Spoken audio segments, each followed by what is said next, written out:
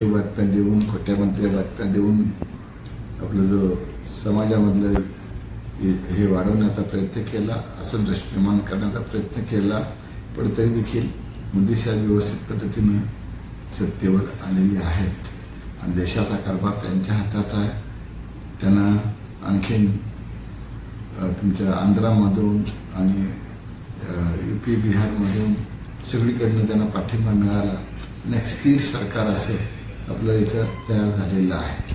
त्यांच्याच नेतृत्वाखाली शिंदेसाहेब, फडणवीस साहेब, अजितदादा हे महाराष्ट्रामध्ये काम करतायत. त्याच्यामुळे एक साधारणतः सर्वांना बरोबर घेऊन सबका साथ सबका विकास ही दृष्टिकोन घेऊन हे सरकार काम करत आहे.